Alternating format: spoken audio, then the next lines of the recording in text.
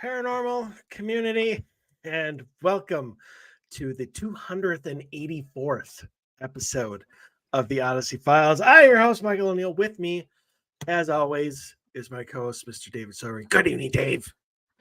Good evening, Mike. Good evening, Paranormal Universe. Glad to be here with you guys this week again. Still rolling the Vikings Nation proud after their win today. Oh, Lord. Hey, it's exciting to have a quarterback, and nothing against Kirk Cousins because he's a great pocket. He's a great quarterback for like the Tom Brady type of mentality where you stay in the pocket, control everything, blah, blah, blah. But it is exciting as a Vikings fan to have a quarterback that actually can run and scramble for a few yards when they need to make an exciting play with their legs. Yeah. Well, this is a paranormal show, not sports. So no, I know, but I'm starting it the way I want to start it every time until we lose, and then you won't see me with my Vikings hat on. And I'm not a fair weather fan. It's just I get frustrated. Yes, but the sports talk will be saved for two dudes and some chips. Yeah, we could do that too. By the way, I got a new idea for us if we're taking ideas down for that. Nice. And it's kind of paranormal too. Okay, you ready? Really? Okay. Yeah. Why the F is Jack Osborne on every goddamn paranormal show Oh, now? money. There, that's solved. No. What would Jack Osborne do? That's what I'm going to...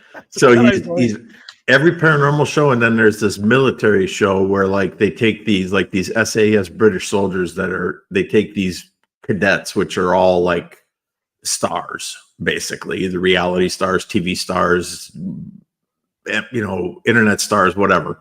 And they put them through this grueling kind of boot camp like you would get if you were going into the Army Rangers.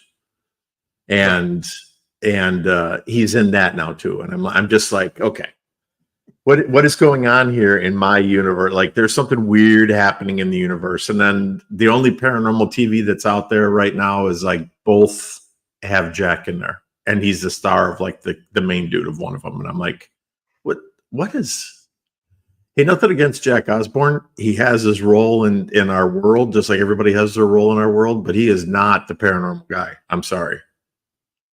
He's horrible at it. Yeah. He might be interested in it and he might be fascinated by it, but he is not the face of paranormal. I wonder if you looked at all of the credits, if you and were Jack, if you're listening, sorry, buddy. But yeah. if you were to look at the credits, if you would see under executive producer Jack Osborne. I don't bother looking at that, but it could possibly be self-promotion. Well, yeah, but it also means but the network still has to buy it, is what I'm saying. So they must deem it to be worthy to put on TV. Because if I was a millionaire, I could self-produce my own shit too. Shit that they have put on TV. Oh yeah, yeah. All it takes is one pitch meeting, and then to say, Jack Osborne to say, I will fund it, and it will be approved. Well, that's a shame that our society has gotten to that point. Because as well as I do, like they were going to bring back Ryan Buell and a new show. And the whole thing was, if they sold out the advertising for like the first 2 episodes, they were done for the entire season. They didn't care what went on. It's all about making money and advertising. And if Jack Osborne may not be the paranormal guy, but if he's the advertising and promoting guy, that's all it takes. Well, right. All you got to do is dip into Dad's trust fund. I mean, you can self-promote your own anything you want to, basically. I can't imagine how many digits Ozzy has behind his name. So. But I'm going to put a / reality TV because I hate reality TV because it is not reality. No, it is not reality. They think because it's not movie stars that they're putting on the screen that reality. And it's like, no, it's not. There's no reality to bringing, 12 people to an island and then having them do games. Like that's not a normal thing. Right. So I agree. And normal like musicians do not go out in humongous costumes and try not to, try to fool people and to see who can guess who they are. That's not reality. There's no reality to it. All right, I opened up a sore spot here. Let's jump back to the paranormal. Well, technically, reality TV could go into the paranormal because it has no basis in actual reality, just like Supernatural. Very true. It is now, if you could take a show like Supernatural and have it be a reality show, that would be extremely cool. The only thing that is they shoot a lot of things. They fire a lot of guns. So probably unsafe.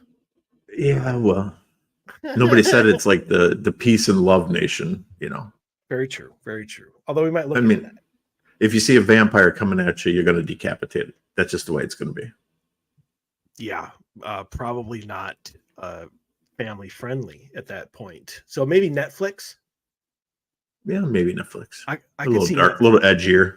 I could see Netflix in 2024, maybe. Yeah, maybe. Anyways, we have another wonderful show for you today. We do now that we're back, now that we're focused back on the paranormal. Right. Well, people got to give us the 10 minutes to get warmed up. Yeah, it takes a while to get warmed up. It depends on what happened during the week. It ain't like Mike and I see each other all week long. That's correct. And plus the talk about two dudes and some chips is actually more of a hype promo because we are going to do it. Yeah. I am actually on vacation this week, if you can believe that. My first paid vacation in a couple of years. Congratulations. So, thank you. It's weird. I have no idea what I'm going to do with myself. That I believe. And so I'm going to work on two dudes and some chips, some in opening, that sort of thing. And we'll see if we can get a couple episodes perhaps made over the course of this next week, since I have all the time in the world, it would seem, and get that up and running. So we're just, the whole two dudes and some chips talk is promo for future what's it called? When you have self-promotion. No, not self-promotion. But when you take a show spin-off, it's a spin-off of the Odyssey Files. But anyway, yes, we have another great show because we are going to be talking about paranormal surveys and why we care about those sort of things and what they show. I'm not saying that this is these are correct.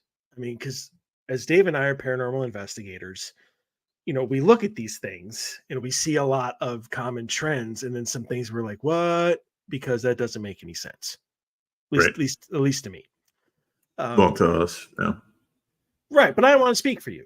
So I was just being in reality and actually doing investigations in people's houses and really seeing what the pulse of how people truly are affected by the paranormal. And then you look at surveys where they interviewed 2,000 people randomly over the phone to see how that looks. Well, and it kind of goes back even to when a while back when I threw up that flyer on the wall at work and everybody, it was like predominantly demon was the answer. That's right? Which is kind of a weird, like I never would have guessed that ahead of time. I guess there had been one or two people knowing the people I worked with, but out of 47 people, we got it was like predominantly demons, and I'm like, what? That was the strange. First episode of the Paranormal Feud. Yeah, it was strange. Which we need to work on to bring back because we still need we need a third episode for Will and his team to come back on and defend the championship. Defend. But anyway, before we get into that in our paranormal surveys, we have stories. Are we ready? Yeah. Ready for a mailbag?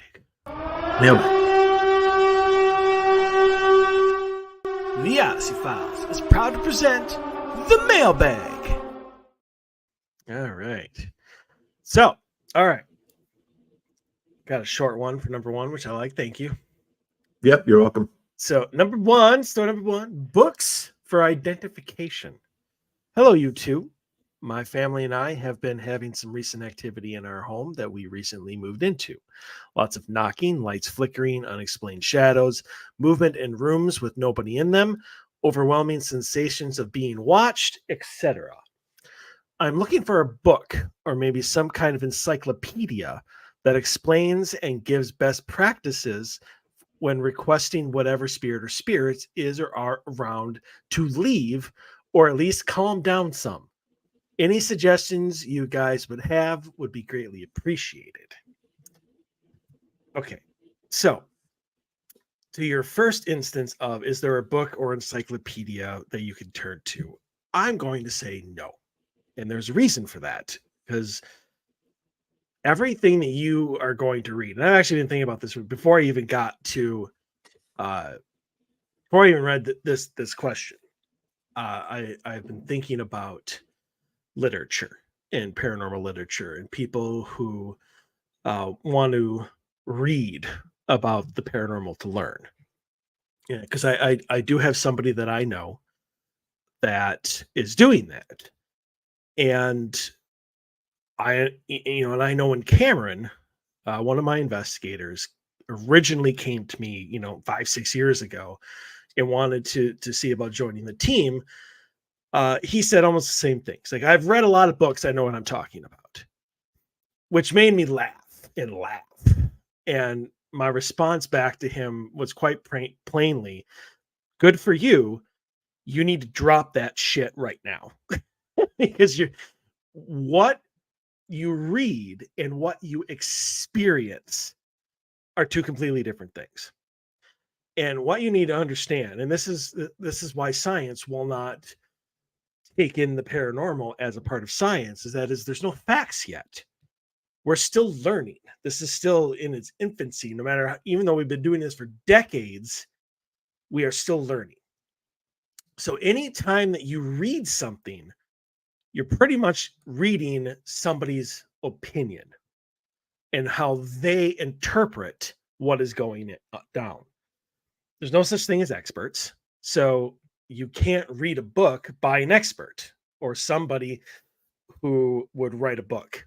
No matter what book you pick up, it's probably going to be about their experiences and how they interpret those. And can you take those and learn from them? Sure. But you can't okay, well, I'm hearing this stuff. Let me turn to this. Oh, I'm dealing with a poltergeist. You can't do it. There's nothing out there. So what you can do is exactly what you did, is reach out to paranormal investigators who are going to give you not so much facts, but they're going to take your specific case and try to figure out exactly what is going on. Because even though cases can be very similar in experiences and claims and stuff like that, that doesn't necessarily mean that the answer is going to be the same every time. So what I would do in your instance is, like I said, reach out to a paranormal team who can either A, give you answers to any of your questions to the best of their ability, or two, come in and do it for you.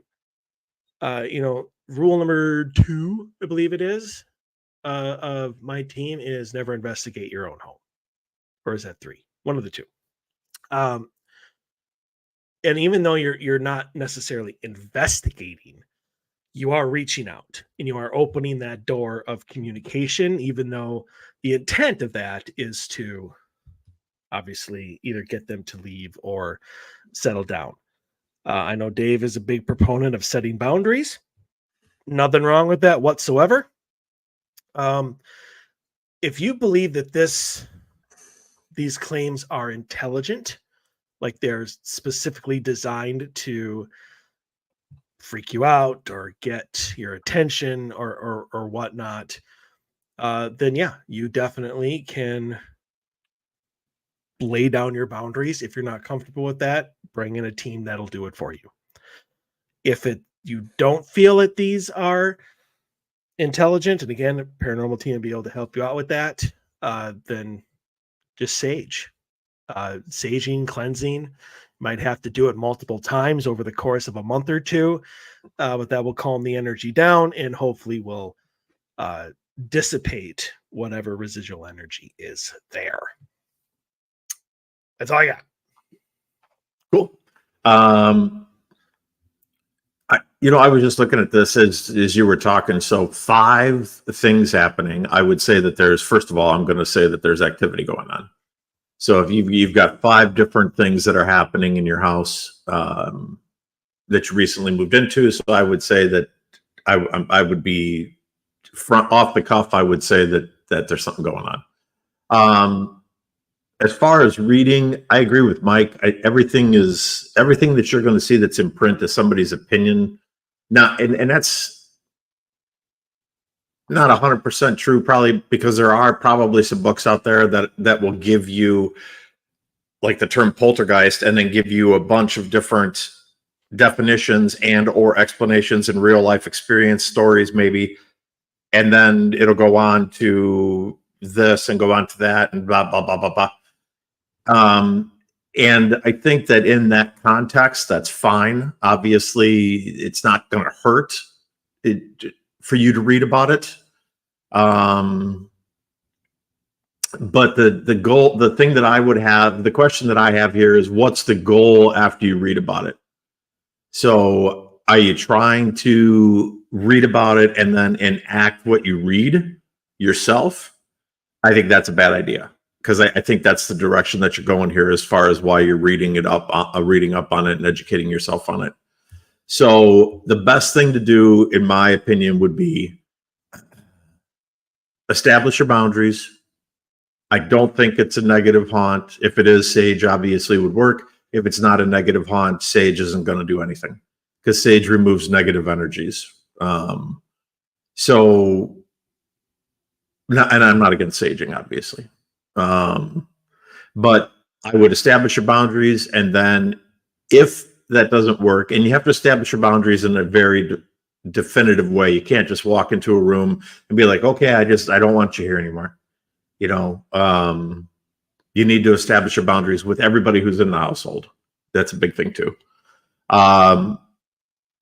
And if it's an old homeowner, which it might very well be, because it's a new house for you and somebody lived, we've talked about this many times, somebody's lived there, somebody built it and or moved into it and took care of it and loved it for maybe decades, or maybe the family lived there for centuries, depending on how old the house is. They feel ingrained there and they don't want to leave. And that's okay. There's nothing wrong with coexisting with a spirit, as long as you guys both have your boundaries, as far as they're not going to show up while you're eating breakfast or you have company over at dinner time, and you're not going to do things that are going to affect their lives negatively, and you guys can coexist easily. And I think that I think that happens more than we know, to be honest. So can you read? Yes. Do I have a book specific? No. Is there something going on in your house? Yes. Establish your boundaries. If that doesn't work, reach out for help. So that's what I got. Okay. And there are a ton of books, by the way. There's tens of thousands, hundreds of thousands of books on the paranormal that you can read if you choose to. So, okay. Number 2, told throughout the years that my face changes. Hi guys. So recently my boyfriend has told me a handful of times while I'm talking to him that my face changes. I know this because I'll be in the middle of a sentence and he will look at me very strangely, like I'm something or someone else. I will ask him what's wrong and he just shrugs it off. He's not the only one either. In the past, when I've made close friends, the people who are more spiritual will notice right away that something is up and tell me, but they never seem to be able to accurately describe it. I can remember at least 5 individuals who have told me the same thing. Whenever I get close to someone in a more spiritual level, they all see someone else while looking at me in deep conversation or deep feelings towards each other. I remember one person in particular who spoke fluent Latin and practiced some sort of rituals. He kicked me out of the group while we were hanging out because it freaked him out so bad. He called me Lilith and said, "You're attached to something more." My boyfriend is not spiritual in any way, but when he's deep in his feelings, it seems to happen. Have you guys heard of anyone else like me? Do you know what this possibly could be about? Okay, so I'm going to take the obvious route here. The obvious route is that you have an attachment, and that this attachment is in love with you or very possessive of you. And at times when you get vulnerable, which would be moments of love, like deep emotional bonding, this entity surfaces because it doesn't want to share you. It wants you for itself. Now, that doesn't right away. People are going, "Oh my God, she's got a demon attached to her." That's not what I said. I didn't say she has a demon attached to her, but you do have an attachment, and this attachment surfaces and shows itself at times when it needs to in order to keep you to itself. This is deeper than going out and getting a paranormal team. This is finding somebody who actually can go in, identify who the individual is that's attached to you, and do some cord cutting. And that gets much deeper than your general run-of-the-mill stuff. So if you need a recommendation, we can give you one, and somebody that I trust, that if it was a friend or family member of mine that had an attachment like that, or even if it was me, I would use her to cut the cords. So we do have help if you need it. Just reach out to us and we can help you with that. If you choose to go it on your own, it's a very select group, I think, of individuals that can do that can give you the help that you need. So be careful who you trust, is what I'm going to say. Have I heard of other people like that? I've probably had clients who have had similar things happen. I'm throwing out here the guy who speaks Latin and does conjuring and says that you're Lilith. That was for theatrics. That's what I'm going to say. Like, he was just like, "Oh, Lilith, you're out of here," because he wanted to make himself look cool in that situation, or like he was like in charge, like he knew what the hell was going on, and everybody else should run around and worship him. And he's full of shit. I can tell you that. So it sounds to me like you need some help. All entities that attach to you are parasitic. I don't give a shit if they're dark entities or light entities. It doesn't matter. They're all attached to you. They're all a parasite. Every one of them is a parasite. So they're getting something from you. That's why they're attached to you. Whether it's taking energy, whether it's taking life source, whether it's taking a chunk of your soul, whatever it happens to be that they're all taking something from an individual when they attach to you. So your person, it could be taking your personality. I mean, it could be taking anything. So that's it. That's what I got. When I first read this story, my first reaction was that I was very, very thankful you gave it to you and not me, because I had zero clue what the answer would be. Like, none. Like my whole answer would have just been me shrugging my shoulders. I mean, because like, thanks, Dave. I appreciate that. Well, I mean, because it's because first, when I got halfway through it, she just got done talking about her boyfriend. I'm like, "Are you sure your boyfriend's not high?" Like he's hallucinating. But when you put in 5 more people and a guy who does rituals, and okay, that's a little bit more far-fetched for me to be like, "Oh, he's just high." Yeah. So that took away that answer. And I agree with you. It's not Lilith. No.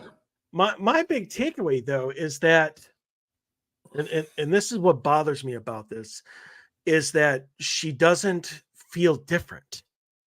Nope. Like she's not like, I look in the mirror and I see a face, or it's not like when this happens I get dizzy, or like there doesn't seem to be any sort of reaction from her. Like there's no telltale signs, there's no symptoms, there's no nothing. It's just like these people are telling me this and I got no idea what they're talking about.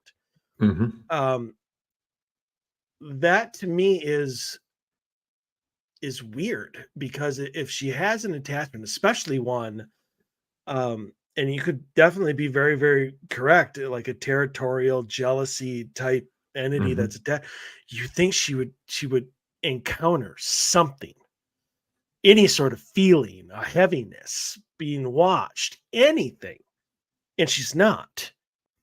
And so I guess I don't.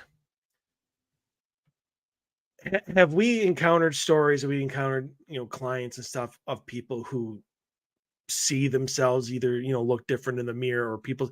Absolutely. It's not that rare of an experience in the paranormal, but the lack of anything dealing with you is what is. And I'm half tempted to just throw the bullshit flag on it. And only because there's nothing on her part. Like there's either that or she's not comfortable talking about it. And so she didn't put that in the question, because it doesn't say that she's not experiencing something. So, and it could be a perfectly symbiotic relationship, like whatever this parasitic entity is, whatever its goal is, whatever its end game is. Maybe it's just to the point where it is attached to her, but it doesn't have to hurt her in order to make itself known. And I've seen that before. So I'm not even talking about hurting. I'm just making. Well, eventually it will, in some way. I hope not. And like I said, I'm only halfway wanting to, and that's the only reason why. It's just the entire part of this, the entire feeling of the story that I got is confusion.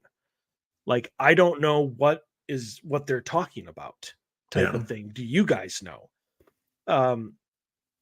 So I mean, that is the only thing that gives me pause. I definitely believe that it could be an attachment. Absolutely. I think that's the only. It's the only way. Either that, or you're an undercover reptilian. I mean, I didn't go that route, but it certainly could be. That her cover weakens when she's in a deep emotional feelings. When her emotional feelings get hot and heavy, or like love talk or sex or whatever. That's what I'm assuming here we're talking about, right? Like a deep spiritual level. It's pillow talk. Pillow talk, right? And it's intimacy. Yeah. Maybe or just being completely open with your friends, like all of the walls are down and you're having a very deep conversation with somebody that you trust, that you can have a conversation like that with. Maybe reptilians are emotionally impotent. Well, and that, so when they get that way, their face starts to change and morph and melt away. It would answer your question as far as why she doesn't have any side effects. That is true. She wouldn't have any side effects because she's not doing anything. It's just her coming. It's just her changing. And and then obviously that wouldn't be an attachment. That would just be her fake face changes. Yeah, that would be extraterrestrial, camouflage. Right. Is what it would be. So, I mean, I'm still sticking with the attachment thing. I'm just saying that to be dramatic and funny, but you never know in this instance. You never know, right? I don't know any reptilians that I'm aware of. Yeah, definitely a question for Cena. Yeah. Our reptilian disguise is emotional based. Yeah. But yeah, so I mean that's this one stumps me just because of there's so many unanswered questions, and my experience in this, and I've said it before on the show, anytime that that comes about, it means there's a piece of information missing. There's something that we're missing here. Um, and what it is, I have no idea. Um, so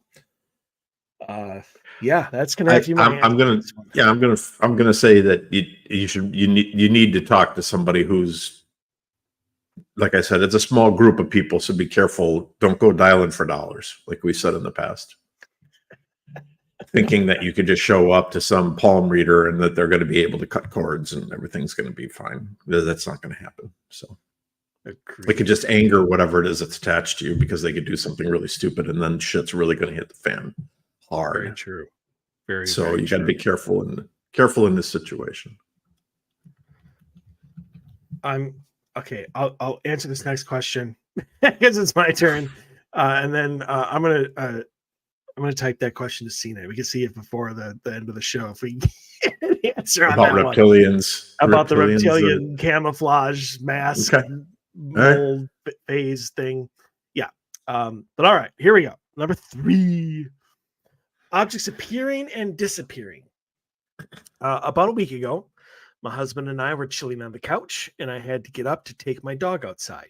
When I got back, there was a small ball about 2 inches in diameter on the couch, right in the spot where I was sitting previously. It's like a pom-pom ball used for crafts, like something that would be attached to a blanket or pillow. But the thing is, we have nothing that it would belong to. Then yesterday, I was updating our dry erase board on the fridge for the month of November, and I was shocked to discover that there was an extra dry erase marker on the fridge that wasn't there before. Specifically, we had 2 black markers previously, and now there's a third. I realize this could all just be a coincidence, but it's so unsettling. A few years ago, we experienced something similar when we were living in a different place. My husband couldn't find his Bluetooth computer mouse. And after flipping the house upside down looking for it, it magically appeared in the middle of the living room on the carpet. It was a black mouse on basically white carpet. In that same house, one of my dog's toys disappeared and it was never found, even after we packed up the entire house when we moved. What would be possible paranormal explanations? Poltergeist, elves. I'll start at the end. Not elves. No. Just throw that out Not there. unless you're getting Keebler cookies left in exchange, like a trade. Yeah. Or maybe your shoes are repaired. Could be new soles every other week. I mean, that would be cool. I could go for that. I got my Red Wing shoes for work are blowing out the sides. So there you go. I could use some elves on that one. Honestly, like every single one of these things, and I don't know how good your communication is with your husband or whatever, but all of these things can be explained away. If you're sitting on the couch with your husband, you get up, maybe he's got something in his pocket. He's, a relaxation ball, something he, fiddles with, if he's nervous or anxious or just, to fidget. We all do it. I do it during the show with pens all the time. I just had one fly across the screen. It slipped out of my hand. We all do it. The dry erase marker. Come on. I mean, somebody probably wanted to write something. One of the markers was dead, went and grabbed another one. Just to have it. I can't imagine that that's something that you need to announce to the entire house that you're going to go and grab a third marker. The disappearing mouse that suddenly appeared. I mean, you said it right in your next sentence. You have a dog. Of course, it's probably going to, use it as some sort of chew toy or something, and you'll find it later. The dog toy that suddenly disappeared. He ate it. Dogs eat these things. It's one of the things that we absolutely love about dogs is they just eat everything. So maybe you forgot to feed him and he got extra hungry and figured that the plastic, hot dog looks real. All these things can be explained away. So, I mean, if all you have are these little things that honestly don't really seem to be bothering you all that much. I mean, yeah, your husband, misplacing or whatever his Bluetooth mouse, probably was annoying for a while, especially if you flip the entire house to look for it.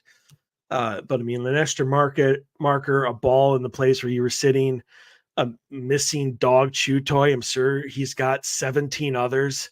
Like, none of these things really seem to be all that important.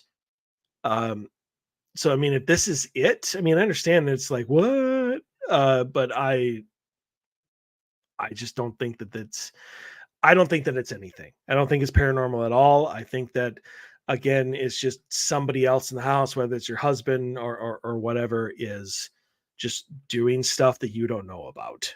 And probably don't think to, like I said, announce it to everybody that they're doing it. Although I really wish, and this would probably change my answer, is if you added into your story, I talked to my husband and he doesn't know anything about it. I talked to my husband about the marker. Nobody put it there. Like, there's no other explanation. It's just what happened. And then that's it. And so it's hard to come up with any sort of answer that it's completely explainable away, because you haven't added any more information to it. And I'm done. Okay.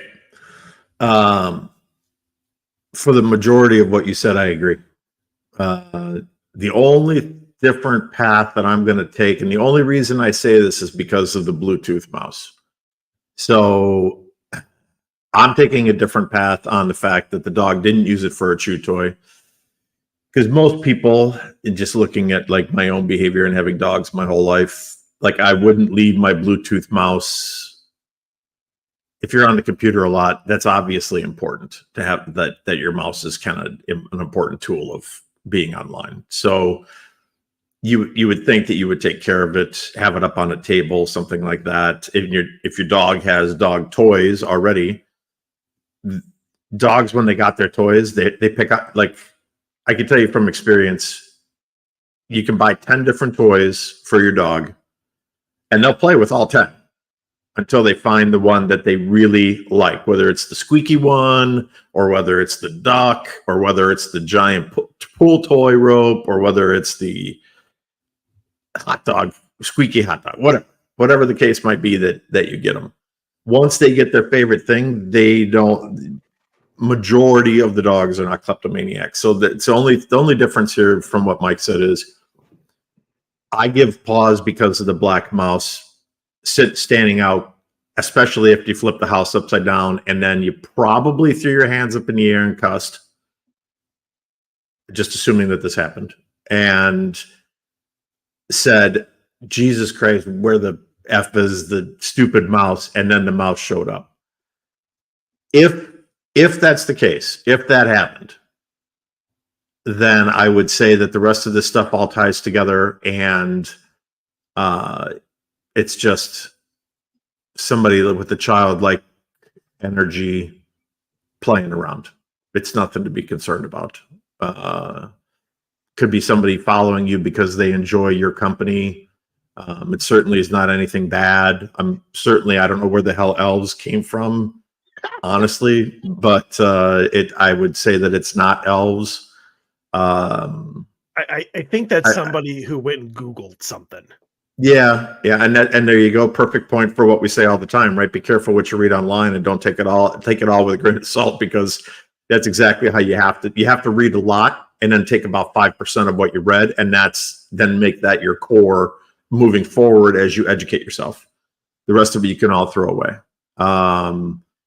So is it poltergeist? No, it's not poltergeist either. So if it is something, it's a spirit that's powerful because they have ability to move stuff. So it's not just your normal, like, corner of the eye or you heard a noise type of thing. It's something that has a more ability. However that works on the other in a different realm. I wouldn't be worried about it though. It could be annoying. I've had experiences where things have been misplaced, and I know for a fact that I set it down. As a matter of fact, there was an investigation we were on where I know for a fact that I put the recorder down for a 30-minute burst session in a very specific location. I was in the room adjacent to the recorder with a clear sightline view of the table the recorder was on. Nobody else was in that room in 30 minutes. And when I went to pick that recorder up, it was gone. It was not there. And I was dumbfounded. I'm like, okay, what the hell? Later in the night, somebody walked up to that table and said, "Hey, Dave, your recorder's right here." The recorder wasn't there. I don't use a flashlight when I investigate. I went and got a flashlight, turned it on, and looked all over the place for that recorder, and it wasn't there. And then later in the night, it was there. That house had a very powerful entity. Obviously, whatever that entity, that it was a negative entity in that particular location. Obviously, they didn't want to be heard. They didn't want to be recorded. They didn't want evidence gathered. So they did it. They had the ability to do it. They removed that object. Now, where they took it to, I have no idea. When it came back, it just came back. So can it happen? Sure, it can happen. And it's only one good instance of it happening in my own life.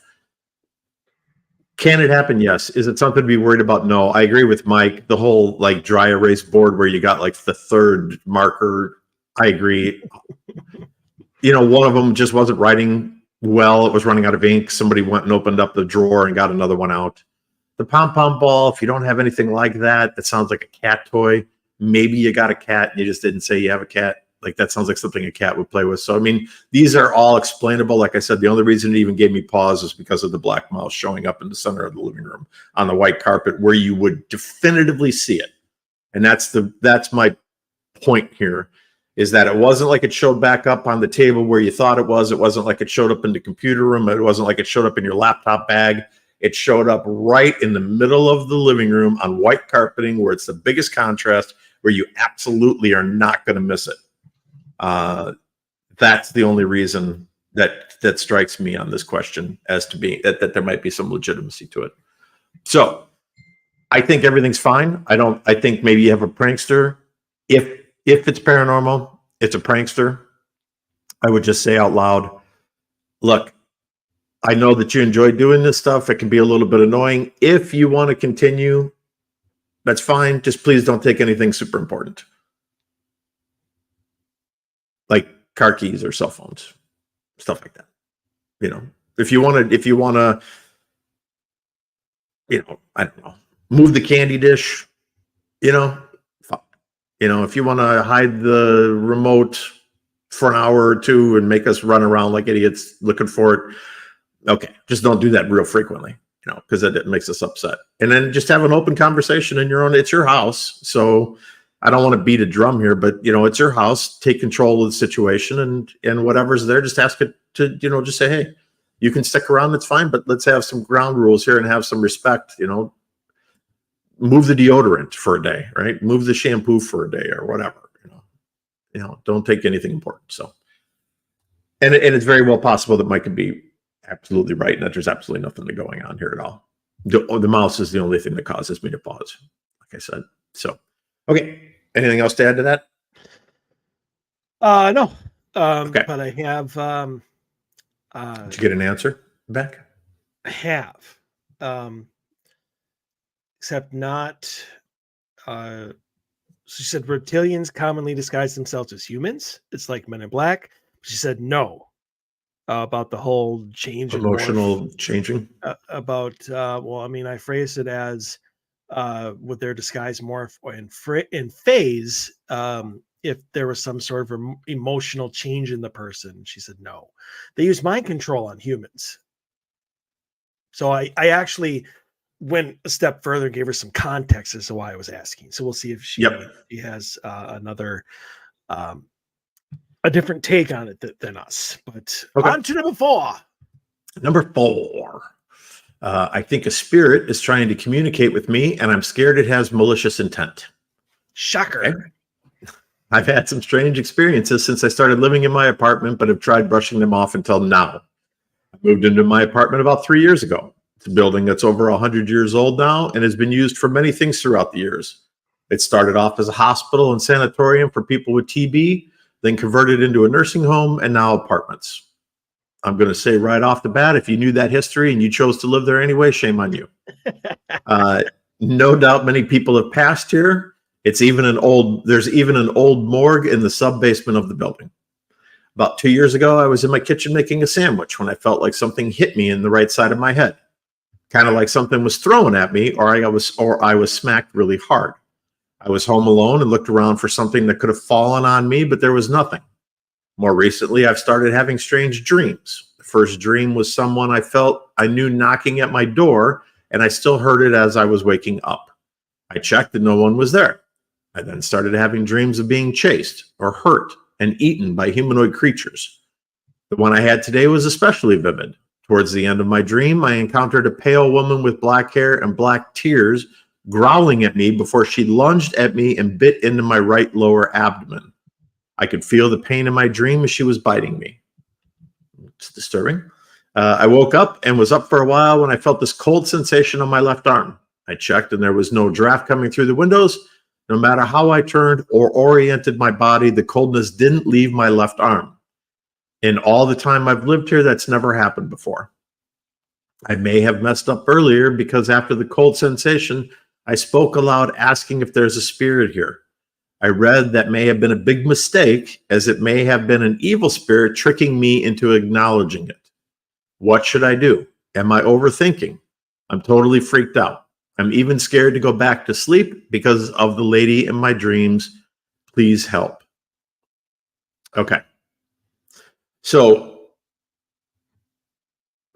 I'm going to say that this is your subconscious that's being extremely overactive for some reason at the moment. The whole lady with black hair, I'm going to address this first kind of in segments. The lady with black hair, black tears growling at you and biting you, that sounds like something out of a horror movie that you saw previously. Could be The Grunge. I would say it sounded like The Ring to me. The Ring, right, exactly. I mean, there's been ever since those movies came out, there's been 1,000 movies made that have a entity that is a pale woman, young woman with black hair covering her face that looks, because it looks creepy because you can't see their face, so you don't know what their intentions are. That's the whole point of that. So the fact you could have seen that and your subconscious pulled that back up for whatever reason. You already said you started having strange dreams, and then this dream started. As far as hearing something as you're waking up, like the door being knocked on, that's not uncommon. I've had that happen to me more times than I care to count. I hear somebody yell my name. I hear a bell. I hear a door slam when none of those things could possibly be happening. But it was in my dream, and in that waking moment, there's that brief couple of seconds when your subconscious and reality are commingled. And so what you're experiencing in your mind seems to manifest itself into reality when in all reality, it's not manifesting itself into reality, but your mind can't differentiate the two. Okay, so I'm going to leave that alone. I think that that's just all your subconscious. I think that there's a possibility, since the history of the building that you live in has experienced a lot of pain and suffering and death, that there is residual, I'm sure that there's residual energy there. Would that be affecting you? No, because you would experience it, but it wouldn't be affecting you as far as coming into your dreams and then creating, because I think residual energy, and I don't know that anybody's even addressed this. If they have, it's on like page 904 of your Google search.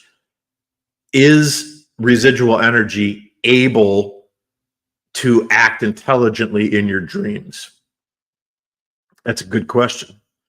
One that I don't have an answer for, but I don't think that that's a possibility. I think in our definition and understanding of residual energy, it's residual. That's just it. It's just residual. Even if it's in a dream, even if no matter where it is, it's just residual. You experience it. It doesn't interact with you. It doesn't acknowledge you. It doesn't know that you're there. You have nothing to do with what the experience is whatsoever. that's a residual, and I don't think that changes in your dreams.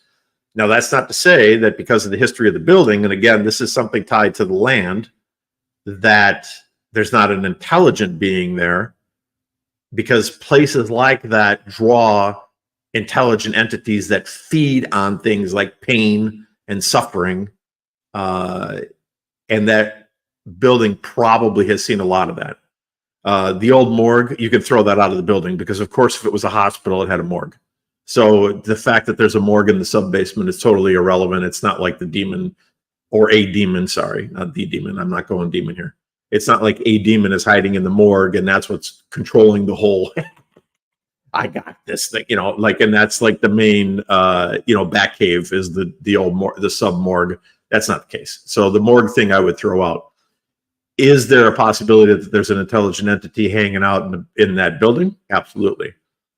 Okay. This is the true answer to the question, though.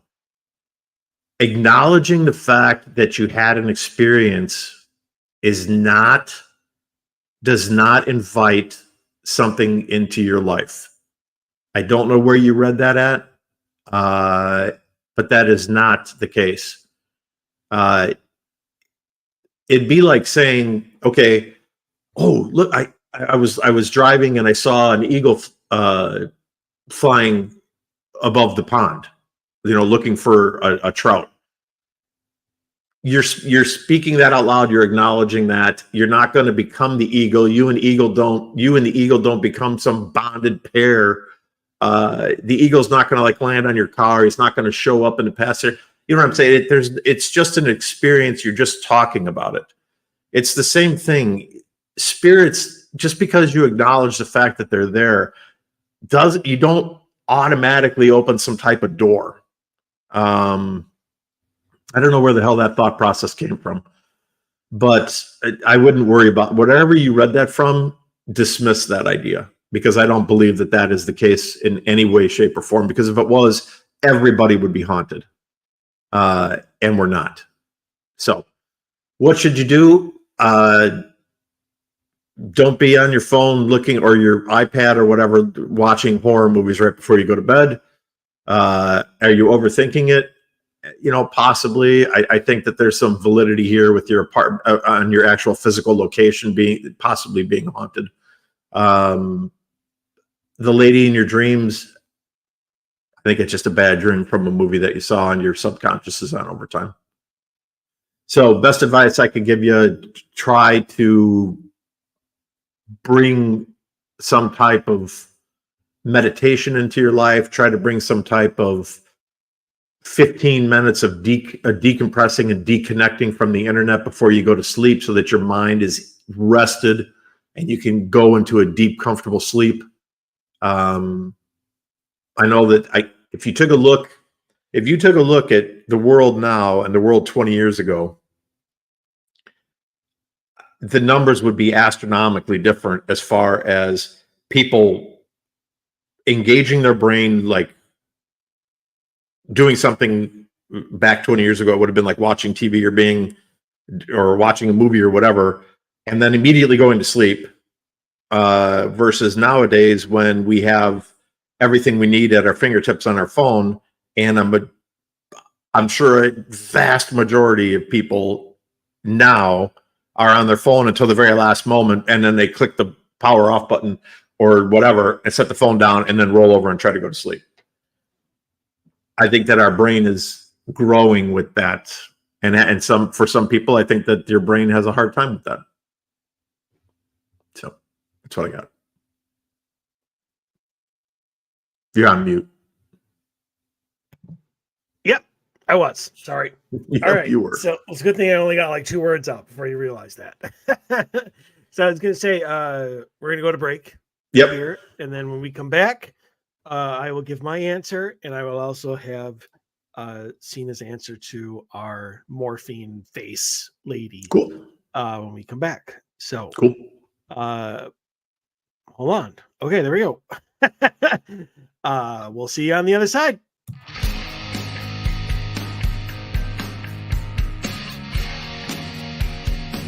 Hey, this is Mike Couch from Lost Limbs Foundation. Make sure you check out Mike and Dave on the Odyssey Files because they really need the listeners.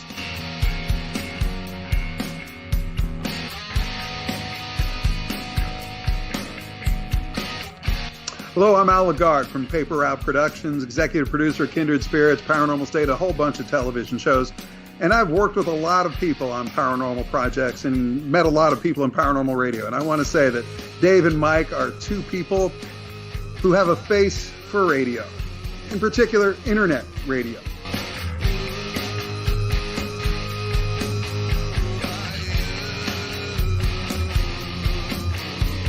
Hey, it's Chris Fleming. More painful than a Tyrannosaurus Rex stepping on your testicle. Listen to Dave and Mike on Odyssey Files.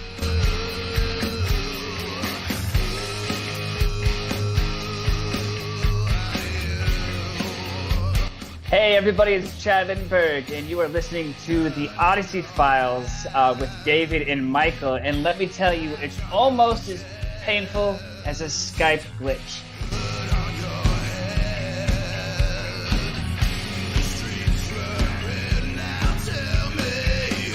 This is Andy Lynch, Director of Photography of Kindred Spirits.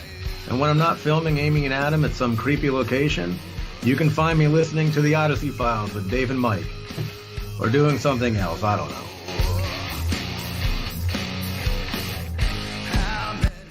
Hello everyone, this is Ken Bogle. You know, you hear so many great moments during each and every episode of the Odyssey Files with Dave and Mike, but if I had to really choose my favorite moment, it would have to be when the show is over.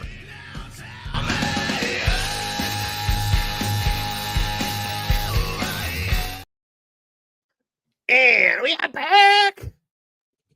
Welcome to hour 2. Okay, so on the other side,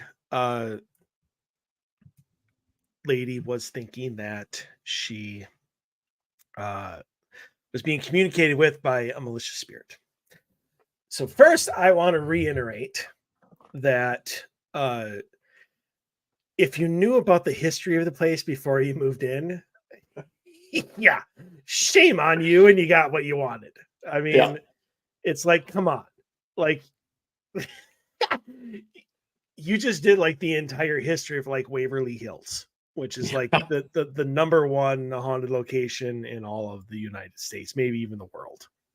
Probably not the world, but you know, it's up there, probably the top 5 of the world. Yeah. So yeah, you have like the perfect storm that creates a haunting, and if all you're getting is knocked upside the head and bad dreams, consider yourself lucky. I mean, I know that's harsh for me to say, but things could be so much worse when you live in a place like that. I mean, the spirit that knocked you upside the head, you might have been doing something stupid at the time, you know, and it was just like, wake up, you know, that sort of thing. I don't necessarily think that it was a malicious intent or would have kept on hurting you than just the whole, you know, knock you upside the head. Like that's something grandma does. So you're probably living in an apartment like that used to be owned by like a like strong old lady, you know, that took no shit from anybody. I do think that your dreams are of your own making. They seem to get progressively worse, and that's what happens when you progressively keep freaking yourself out. You know, I'm sure after the first couple, you started going to bed saying, "Oh, I wonder what I'm going to dream about tonight." Like you're already setting yourself up for that type of dream, that type of reaction. So, I mean, I honestly, I would say watch Care Bears before you go to sleep and see what happens. You know, watch some children's show. I can't believe I'm ever going to say this, and this is the only time I will ever say this, ever. Watch SpongeBob before you go to sleep and see if you start, maybe you get eaten by a pineapple and see if, you know, if that helps. So, I mean, there's a lot of things you can do just to change your own mindset. Is that the next B classic movie, Attack of the Killer Pineapples? Oh God, I hope not. Well, I mean, they did, Attack the Killer Clowns. So, I mean, Pineapple's just right around the corner. Well, there's everything you could think of. There's been a bad movie made about. I know, and I've watched it. And I've seen a lot of them too. Yes. In fact, we're coming up to Thanksgiving season. I know. If you've never seen Thanksgiving, you're missing out because it's amazing. But anyway, so back to here. I mean, honestly, the cold sensation doesn't surprise me either. Look where you are. I'm sure there's probably 100 spirits that walk through your apartment every day. You're bound to have some sort of experience in your apartment. Maybe not every day, maybe not every week, maybe once a year, but you're bound to have some sort of paranormal experience in your house. It just seems like, I think this cold sensation that you acknowledged or whatever only made for you to freak yourself out more. Relax. Like I said, watch kids cartoons or something before. Watch Bugs Bunny and Roadrunner and Coyote before you go to bed, and see if that changes things for you. Watch funny YouTube videos if you're on your phone, as Dave was talking about, which masterful description there, because that's almost what everybody does. They're on their phone to the last second, hit power, roll over, and go to bed. And then you wonder why you have weird dreams. I don't wonder at all. No, I'm a weird person. So yeah, I don't think that you're being manipulated by some evil entity. If you do believe that, you can ask for a medium just to give you a reading. They can do it over Skype. They can look in on you and they can see exactly what is going on. They're probably going to tell you that you're freaking yourself out. If they're reputable, if they're doing it for a lot of money, they're probably going to tell you that you're, being haunted by Satan. But, it's the sub basement. It's the bat cave of evil. And that's what, and that's what you have to be worried about. Yeah. And you have to have a weekly reading at, $300 an hour. Yeah. Or, just to keep them at bay. Right. The life's over. Yeah. Yeah, exactly. So, I mean, just relax a little bit. If you knew about the history of this place before you moved in, what did you expect? I mean, honestly, come on. I put myself in that situation. Like, if I was moving into a building that I knew the history about, as I was walking in the building, I would just be saying hi to everybody. People would think I was nuts, probably. Well, did you see that weird guy that moved up into 3B? Because I would just be like, hey, how's it going? Hey, I'm just moving in. My name's Dave. Glad to be here. Da da da. Yeah, because you got to set the tone early in a space like that, because that location is going to have energy, and it's better to just make friends with it, and just it's easier to set your ground rules later on. Yeah, I mean, Fergus Falls has, I don't know if it's still beautiful place, to be honest with you, but I mean, Fergus Falls had this huge, enormous type like hospital. Yeah, it was beautiful architecture. Yeah, I mean, there's like 5 buildings in the United States that was made by like this architect. Yeah. Yeah, I mean, noted for years for tons and tons of paranormal activity.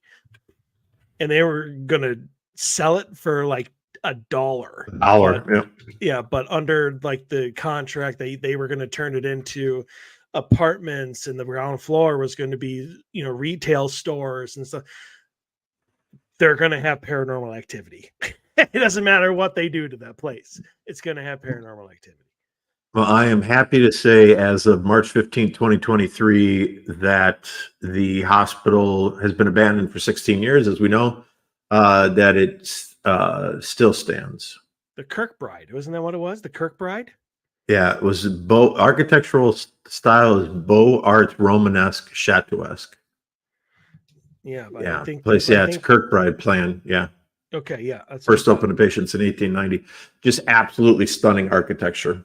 Oh, absolutely. And like I It's a said, shame to destroy a building like that because you just don't build beautiful architecture like that anymore. I mean, well, that's why they wanted to like save it. you couldn't buy it and then tear it down. Like that was No, right. Oh no, that was against the contract. But you know, right. like You had to keep the building up. as of like 15 years or 16 years, obviously nobody's taken them up on that, that deal. Like, Well, I think the problem there is what's the financial investment, because you're going to run into all kinds of asbestos, lead paint, right? You got all that's going to cost an arm and a leg just to get the thing up to code. Yeah, you may be able to buy it for $1, but it'd be like $2.5 million to get it up and to code. Yeah, just to get to code before you even start doing anything with it. So yeah. So I get it. But yeah, I think that I think that you're going to be okay, and what you're experiencing is what you should expect to experience. Unfortunately, and if you don't want to move, yeah, either move or, like we say, establish your territory. Just be like, hey, this is my apartment. This wall. Walk over and physically touch each wall, all 4 walls, and be like, this is my space. I'd appreciate it if you guys stayed up. If it's residual, it's not going to matter because you're going to experience whatever. But if it's intelligent, you might respect the fact that you're now the occupant of that. Maybe. Yeah. It knows that it's got you scared. That's my concern here, because she's already freaked out. So if it is an entity that feeds on something like fear, and it already knows that it could go there for the buffet whenever it wants to, whenever it gets hungry, it's just going to show up. I know that sounds probably bad, but that's just the way it works. I mean, I could candy coat it, but the bottom line is that's what's going to happen. So right. All right. So story number 2. Nope. Story number 2. Sorry. Yeah. Cena's answer. Yeah. So I said what she said. I told everybody what she had said about the reptilian disguise or whatever. Mm-hmm. So I went into further context about how this happens, and multiple people have said it over the course of a number of years. And it's always like when she's in deep conversation and stuff like that. And she said, Shar and Suzanne can both morph when connecting with spirits. And then they're obviously both mediums. I said, she's not communicating with entities. Like, that's not what she's trying to do. And so it's like, if she's in deep conversation with people, she's subconsciously reaching out. And she says she's able to connect with people on the other side in dimensions. She's not aware of her abilities. So that honestly got me thinking of the whole phrase of, like, when you are really getting like intimate with somebody on a deep emotional and spiritual level, you're reaching out for that contact, for that Mm-hmm. person. We even had it, it just popped in my head when Ghost Hunters, when it was early season 3 or 4, third or fourth season or something like that, second or third, I don't know. When they had the FLIR on Jason, and like his energy like shifted and started to go over, towards, I think, somebody else that was sitting on the couch. Well, that was the dude who was trying to take his energy.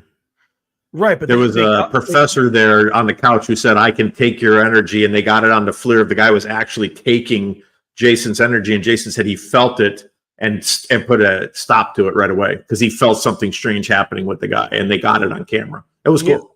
Yeah, it was cool. But I mean, something like that only in, subconscious, and they're doing. I mean, in that instance, somebody was trying to take that, obviously, from Jason, whereas I think this girl might be, when she's in that deep emotional state, is trying to make a connection, and maybe she's reaching out subconsciously to other spirits that may be in the area or other dimensions. I don't know if I'd go that far, but yeah, I don't know if I'm going that far. And that's only if it's the reptilian theory. I still think it's just an attachment to her that's possessive.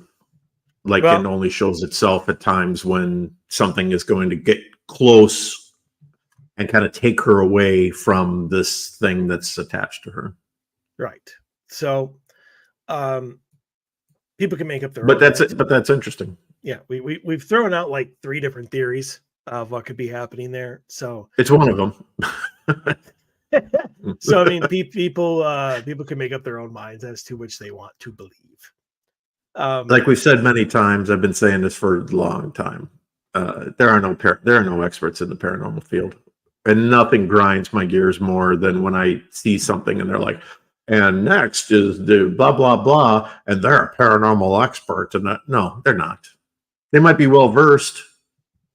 They might have a lot of experience that they can share, but they're not a paranormal expert.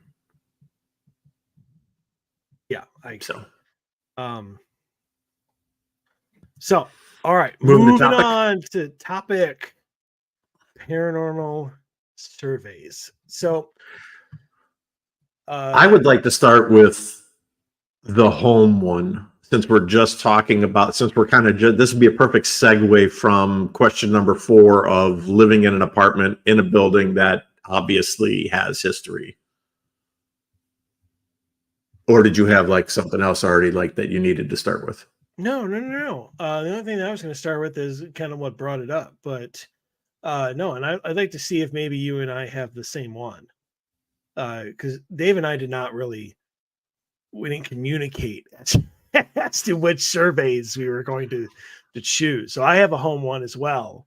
So I'd like to see if it's the same one that you have. Yeah, so this is okay. So this is from the National Association of Realtors from Realtor Magazine. Is that the one that you have? Yeah, 83%. Yeah. I got the same one. Okay. So good. All right. So good. So 83% of people have had paranormal experiences at home. That sounds extremely high to me. I think that paranormal activity happens frequently. But I don't think at 83. I don't think 83%. I think that you can just probably cut that number in half, honestly. But the reason I said, it would be a perfect segue, is because of the fact that we're sticking with housing here. So as we said for number 4, I totally think that every single person who lives in that building has had some sort of experience at one point or another. And it's always, and I think you're always going to have that because there's always going to be energy there. Just because of the history of the building and what happened in that space. I think it's always going to be there. So where do you want to jump into? Let's jump in here. So 64% of respondents already believed in ghosts before their experience, but 30% said it was their experience that made them believe. Now, I want to throw this in there too, and I'm just throwing this in there as a segue. This is more a personal thing for Mike and I that we've kind of joke about. Most haunted regions of America. The Midwest is horrible.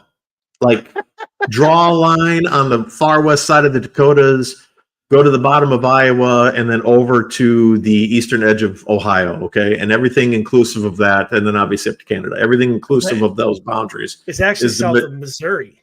It goes to Missouri and Nebraska as well. Oh, yeah, okay, sorry, you're right. So down to Missouri, Nebraska, over to, yeah, okay, right. And then running along the southern border, obviously, of Illinois, Indiana, Ohio, and then up. So that's a large amount of space. 17% of people in that region think that they've experienced a haunting. That's horrible. Like, we live in the dead zone, and that's a bad place to live when you're like an active paranormal investigator or somebody who's trying to help people. Down south is more than double that number. So the southern states, kind of below the Midwest, 38%. East Coast, 15%, and this surprised me. The West Coast, and I don't know if this is because of the Wild West or what, but man, there's more. I think maybe I'm wrong here, but I think there's more open space, like open land wise, in the Western United States than there is in any other section of the United States. I know that there's a lot of farmland in the Midwest, but there's a lot of open space out West. They're at 30% as far as paranormal claims that they've had an experience. So, what's your take on that? I mean, does that make sense to you? Because for some reason, that does not make sense to me that the Midwest that the Midwest would be so far behind, let's say, the West.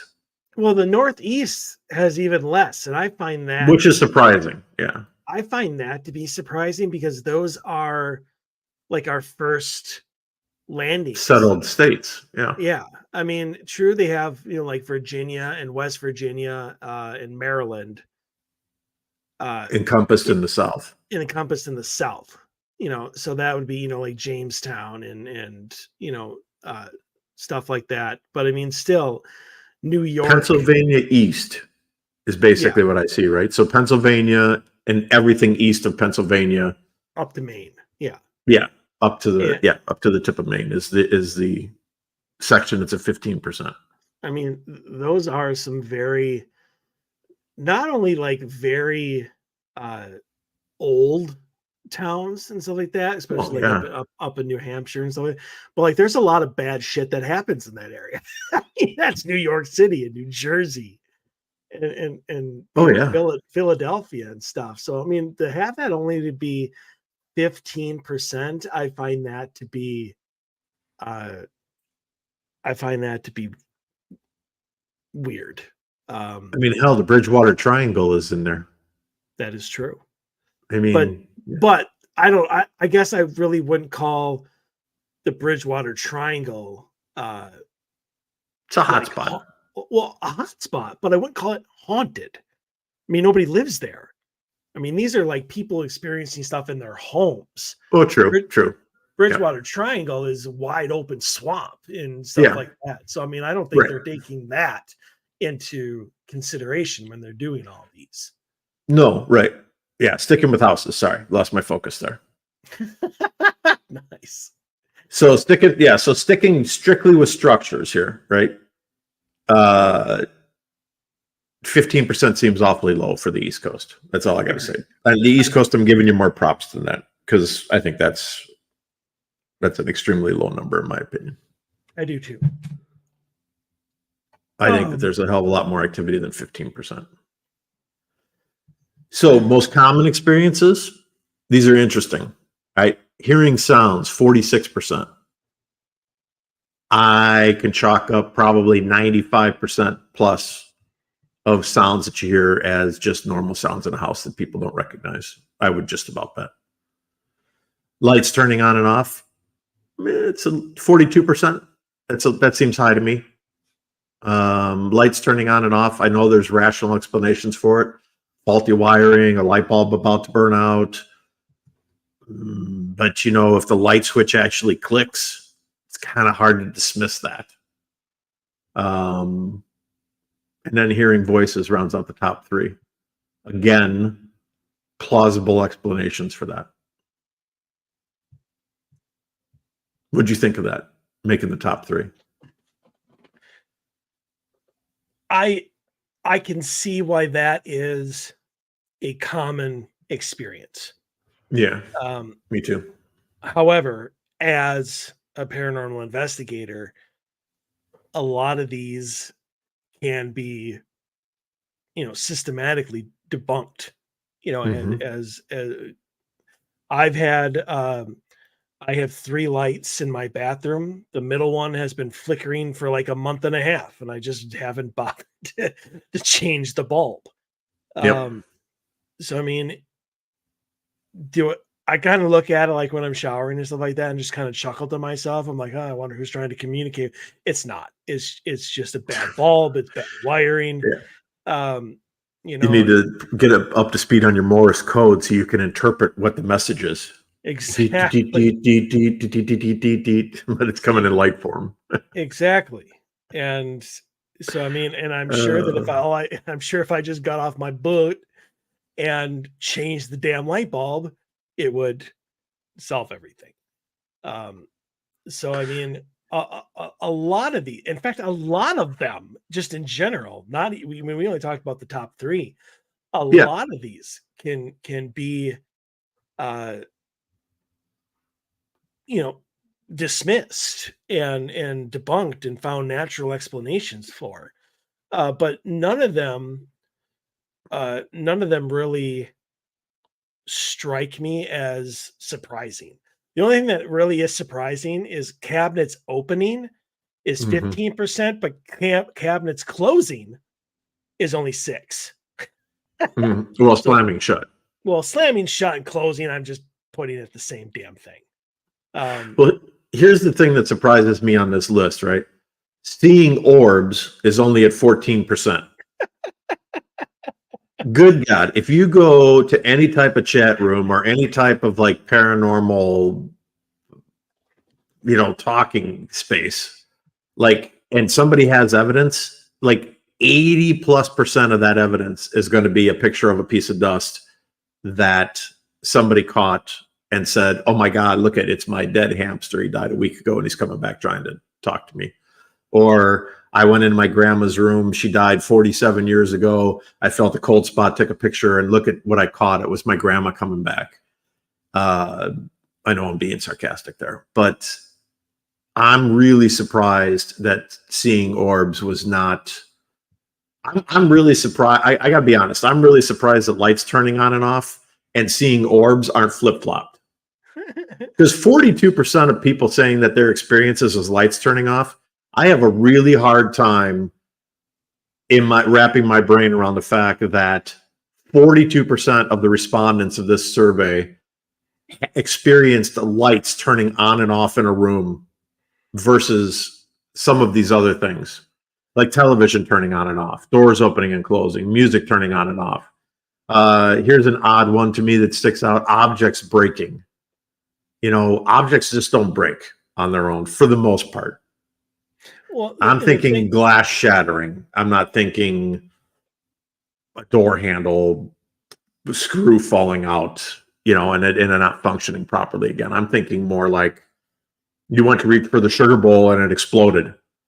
Dramatic things like that. Well, and what kind of throws me, and they probably did this to make the list look bigger, but they separated objects breaking, objects moving, and then objects levitating. Levitating. Which to me, objects levitating, there is no rational explanation for that. Well, objects moving, there's no rational explanation for it, but they're the same thing. If they're levitating off the table, they moved. True. I think objects moving might be more like something moved, like slid across the table, and there are rational explanations for that type of movement. But objects levitating, not so much. So I don't know. I think that again, you got to take this with a grain of salt, right? Because they didn't survey 1 billion people.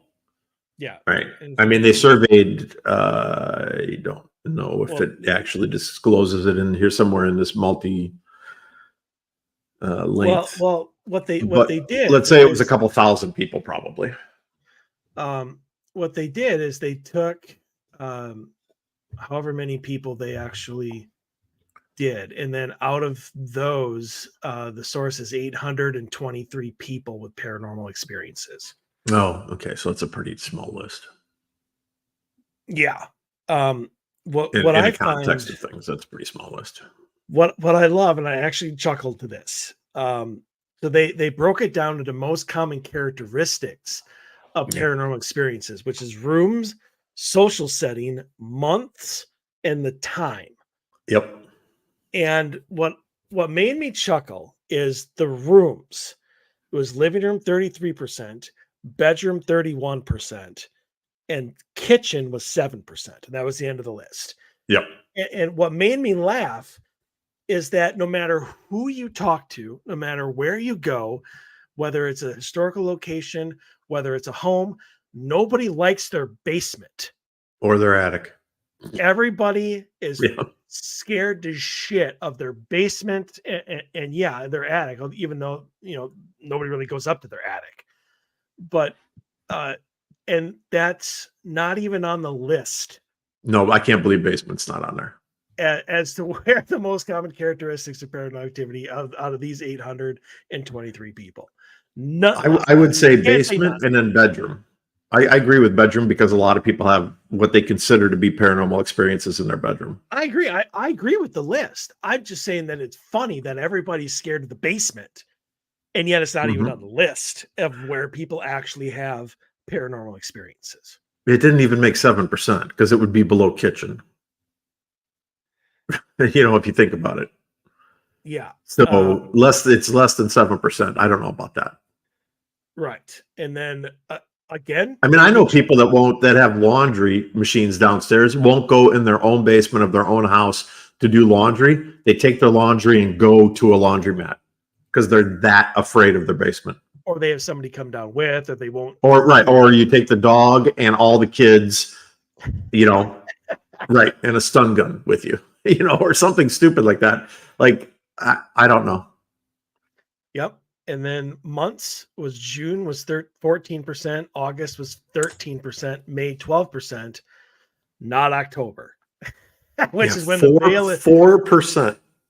Yeah, October only saw 4%, and that is supposed to be when the veil is thinnest and the spirits are supposed to come out. No, 4%. Apparently,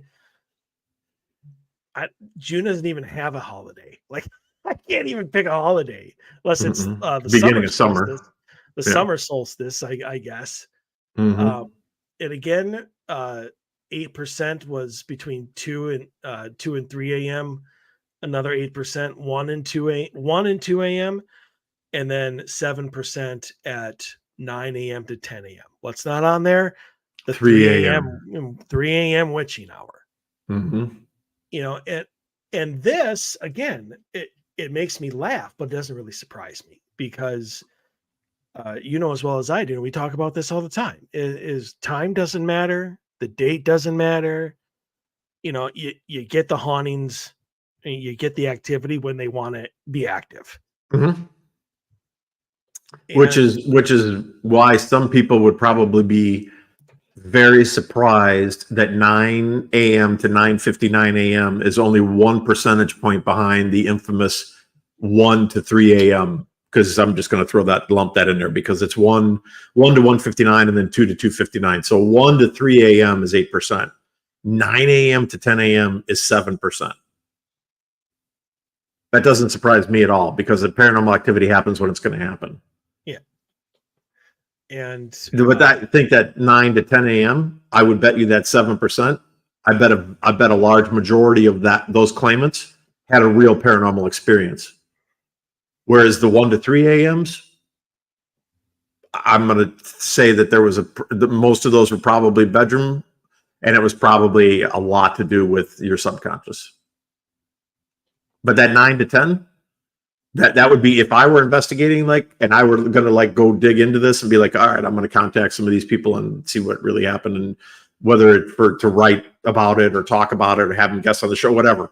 I would focus on this whole list. I would focus on the 9 to 10 a.m.s because something really happened that made them stop and pause.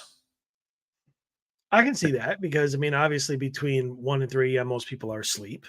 Yeah. So, and if you wake up, you see something on the corner of your eye, you heard a noise, you heard a bang, it woke you up. Like we've talked about, your brain does all kinds of really, really cool things and really strange things at the same time. Yeah. So social setting was one of them. The one that kind of was interesting to me, 29% was with others, but they did not experience it. I saw that. That would be right along the lines of what you and I typically do, where you're like, did you hear that? Did you, did you see that? I'm like, nope. I don't know what you're talking about. Right. Because it's meant for one person to experience it, but not necessarily meant for everybody in the room to experience it. Yeah. And naturally 51% of people were alone when they had their, that makes sense to me. Of reported paranormal events, I would think a majority of people would be alone. Yeah, I agree with you on that one. Because that's typically most vulnerable. Yeah, most vulnerable. That's the intent. Whether you want to communicate with them or whatever your intent was, having them be alone is would be the number one thing that you would want. So then you could get their attention instead of them always being distracted. Right. So, okay. So this is the creme de la creme to kind of end this particular survey before we jump into these other surveys that we found, right? What did you do prior to your paranormal experience? Okay. Now I'm just gonna go over this whole list just because I gotta give props to this whole entire list of questions. Like, who wrote these questions? Pat on the back to you, whoever you were. So what did you do prior to your paranormal experience? Brought a haunted object into the house, listened to a ghost story, used a Ouija board in the house, remodeled the house, read a ghost story online, watched a scary movie or TV show, watched a ghost hunting show, used a Ouija board outside of the house, read a scary or horror book, visited a haunted location. Now, I specifically didn't jump into the percentages here because I wanted to ask you, if I gave you just those tags and said, okay, here's what the questions are that were asked, do you think they would stack up in the order that they're stacked up in right now? No, not even close. Not even close. Yeah, not even close. I mean, listen to a ghost story would be up there. Watch a scary movie would be up there. Remodel the house would probably be the number one thing for me. Remodel the house, yeah. I mean, but brought a haunted object into the house at 35% is the number one thing that people did is ridiculous. Number one, how do you know it's a haunted object? Exactly, unless you knew it and you intentionally did it anyway, brought it in, yeah. And then you're like, oh my God, I had a paranormal experience. I can't believe it. I can't believe it. I brought a Dybbuk box in. They told me it was haunted. I brought it in the house and I had this incredible experience. It scared the shit out of me. It was at 3:00 in the morning. I was all by myself in the basement. Apparently they're the only with no lights on. It. Yeah. But there's so many here that just makes me 100% sure that these 823 people, like there's not 823 people who actually had a paranormal experience. There's 823 people who feel they have or have misinterpreted that they have. I mean, because you and I read a ghost story online that doesn't bring in activity. Watched a scary movie. Watched a ghost hunting show. Doesn't bring in to your mind. No, but it goes to your mind again, right? Well, like we talked about. And so you got your active imagination. It's in, like, if you watched a horror movie on your phone and then click it off and roll over and go to sleep, that is what is preloaded into your frontal cortex. So that is where your brain is going to stay until something else replaces it. So it makes total sense. Same thing with watching. Like if you watch, obviously some people watch paranormal TV to laugh. Some people watch paranormal TV to check out the locations. And some people watch paranormal TV because it truly freaks them out. Those people that watch paranormal TV because it really freaks them out, I can see again loading that into your mind and then going to sleep and something in that episode that you watched freaked you out, and that's what you're thinking about as you fall asleep. So therefore you have an object, something in your mind. I would say out of this whole list, remodel the house would stir up activity. We know that it happens. It's been documented thousands of times. Visited a haunted location, I think I would put in my top 3, and played with a Ouija board. And I would probably play with a Ouija board would probably be tied for number 1. Visited a haunted location would come in 3rd out of everything that's on that list. All the rest of it I would throw down into the less than 10% category. Right. But I mean, that's just the point I was trying to make. Yes. So is that out of these 823 people who experienced, like the ghost story and the shows or whatever, like those are the people who have perceived paranormal experiences and not actual paranormal experiences, which is probably why this number at 83% is so high. I would probably. bet that the number of percentage number of actual paranormal experiences is probably half that. And then the rest is perceived paranormal experience. I would say right, and I would agree with you. I think it's probably even less than half. I would say that, and I know I already said it, but before we move on to our next survey, I would focus on the people at 9 to 10 a.m. who were in the kitchen, who hadn't brought any haunted objects or watched any type of, or played with a Ouija board or watched any type of haunted shows,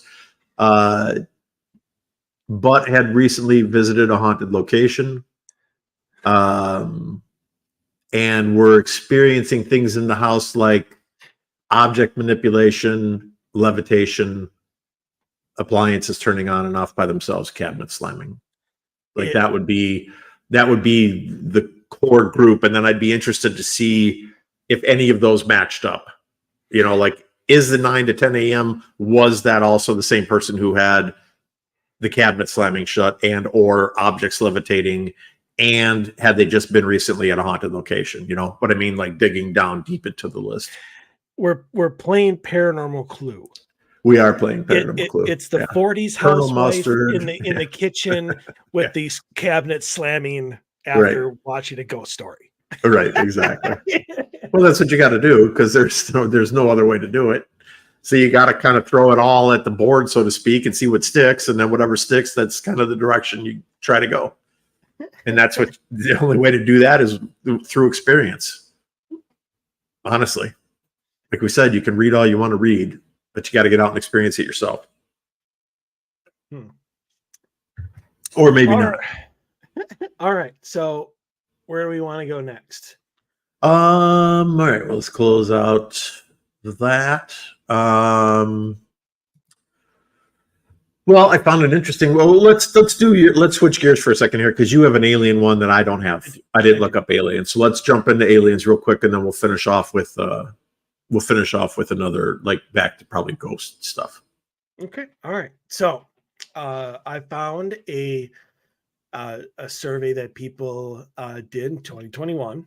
So it's much more recent. So the title of it was "Most Americans Believe in Intelligent Life Beyond Earth, and Few See UFOs as a Major National Security Threat," which is obviously way different than what you see on TV when everybody claims that they're here to destroy us. Yeah.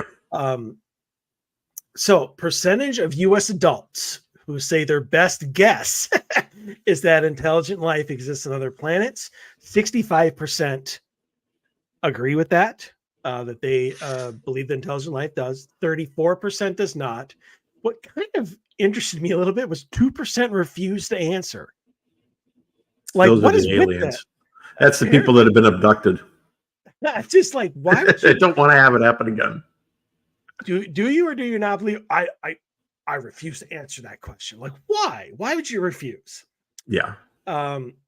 Percentage of U.S. adults who say that UFO reported by people in the military are blank percent or are actual evidence of intelligent life outside of Earth. 11% say definitely, 40% say probably, 36% probably not, 11 definitely not, and again 2% refused.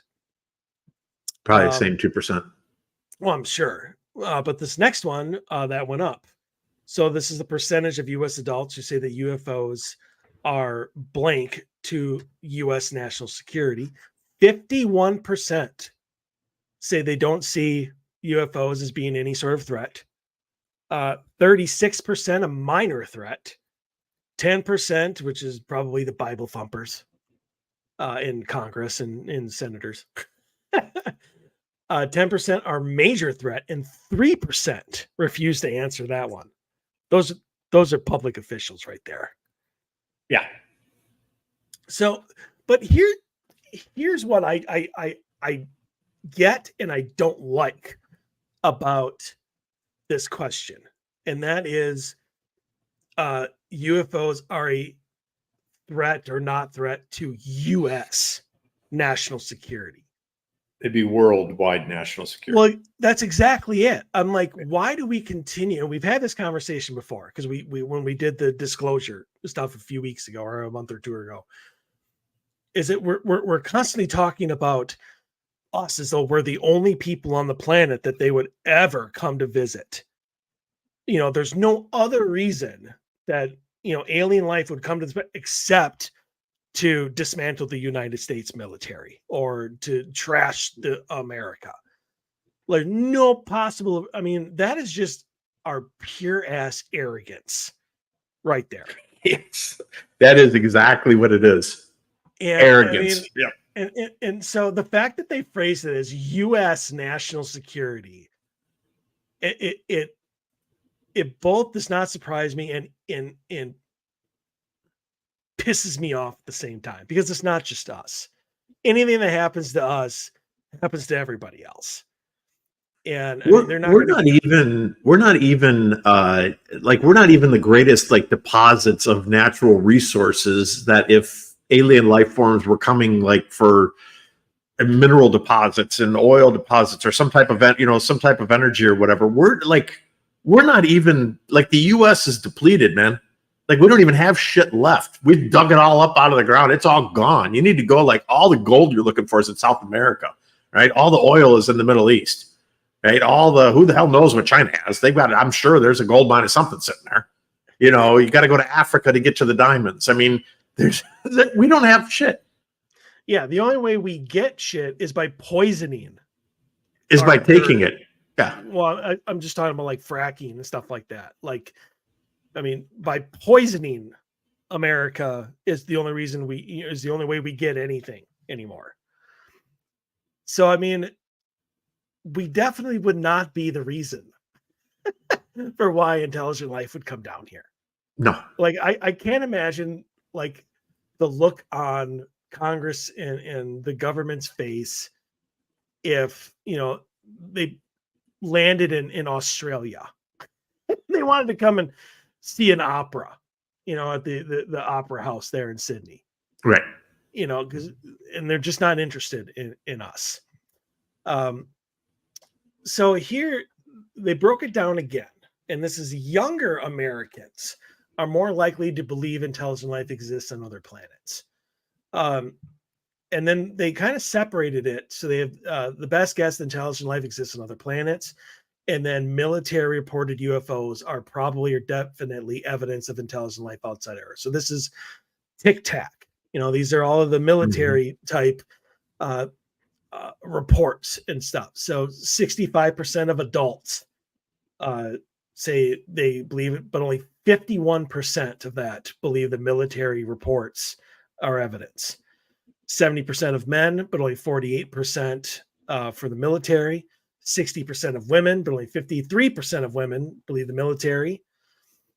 But think of this, 18 to 29, both men and women, 76% believe that intelligent life exists outside of Earth, but only 53% would take the military's word for it.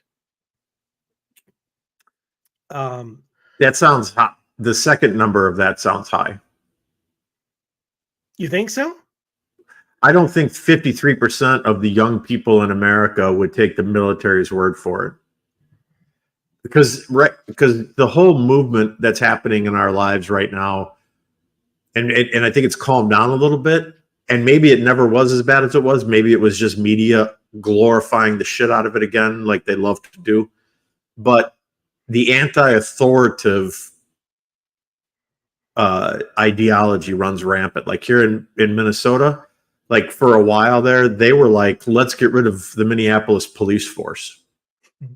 Like they just wanted to get rid of all of the police in Minneapolis. Like no more cops. It's all the cops' fault. Every cop is bad. It's all the cops' fault. You know, give me a freaking break. You know, I would love, I was standing on my soapbox, like, you know what? I don't live in Minneapolis. Let's get rid of the Minneapolis police for a month. And then watch when they hire back 3 times as many, because the place has become a total shit show.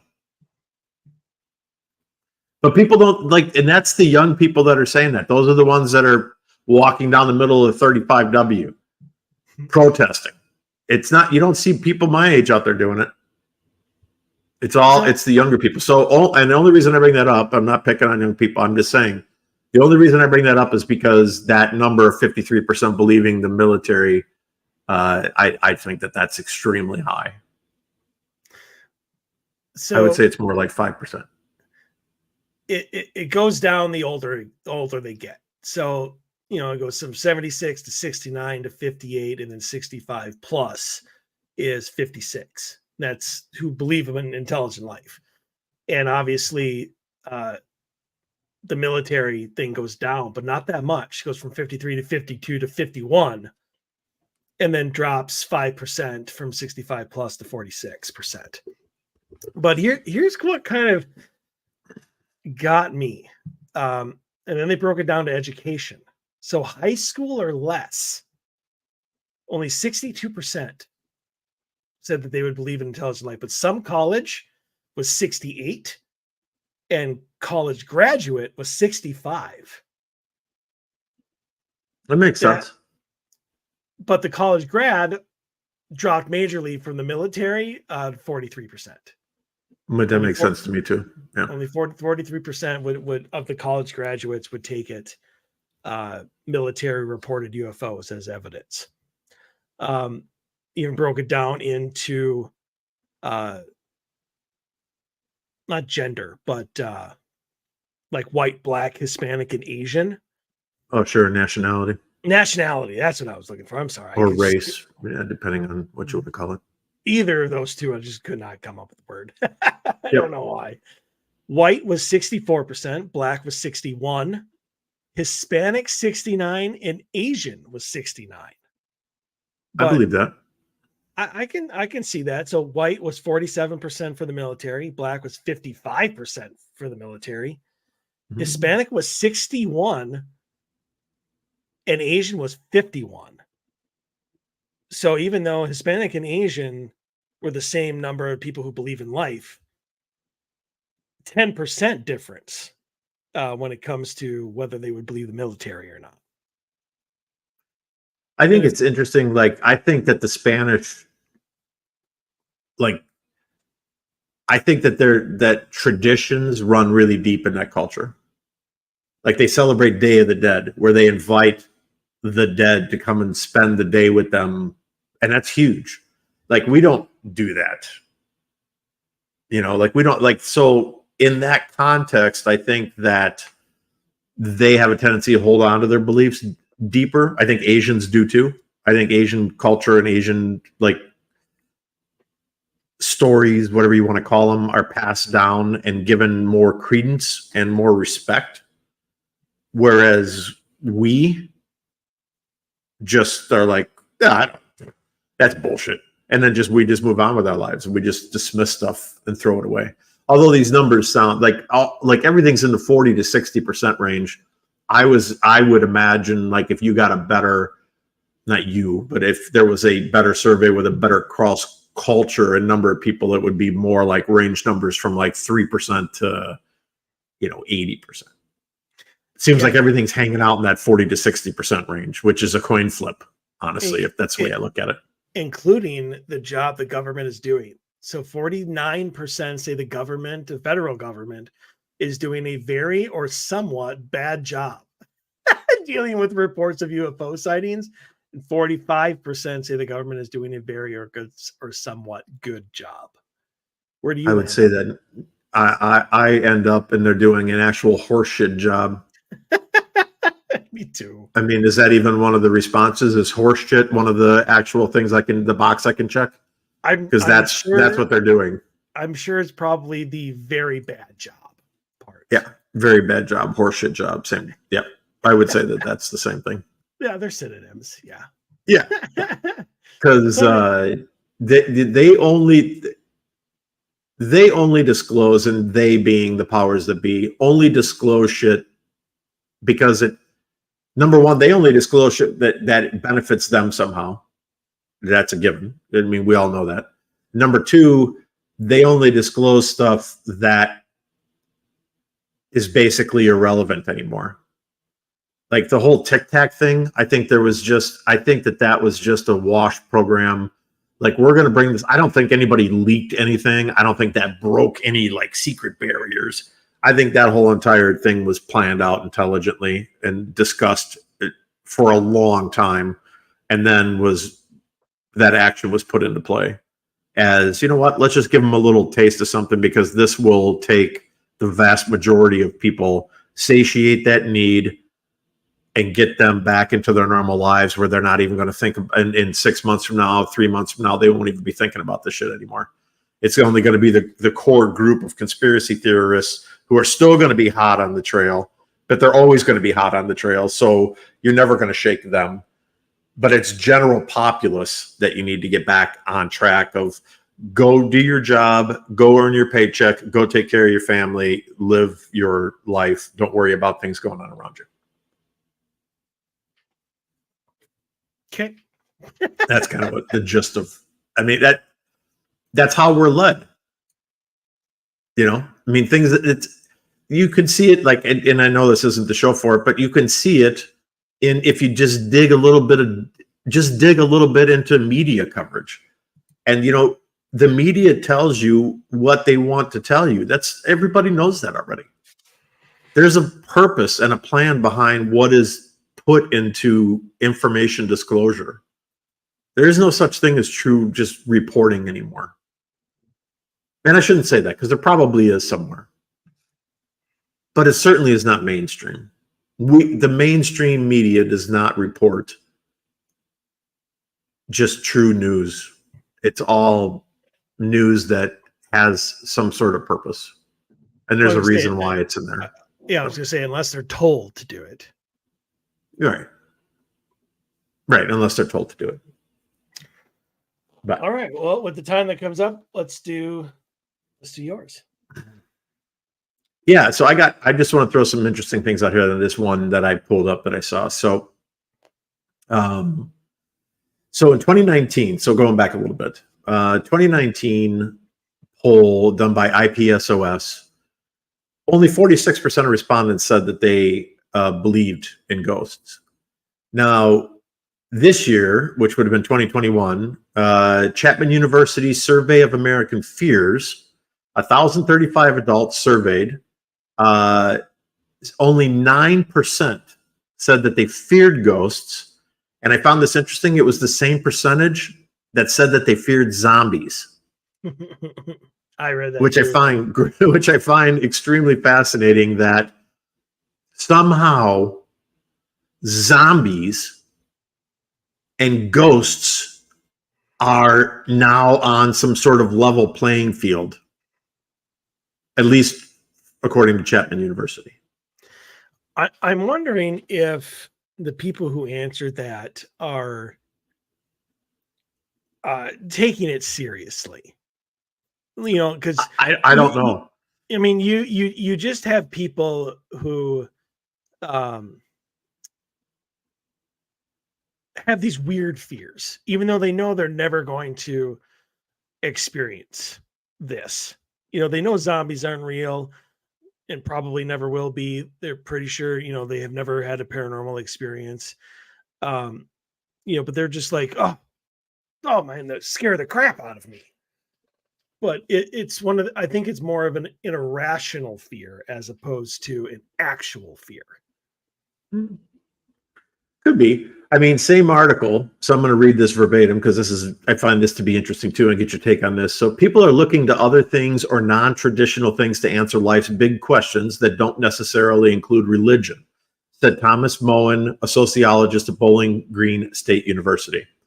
For a continuing study on religion and paranormal belief, for example, Mr. Moen said that he is finding that atheists tend to report higher belief in the paranormal than religious people. What do you take on that? Okay, say that again. Sure. Atheists tend to report a higher belief in the paranormal than people who believe in religion do.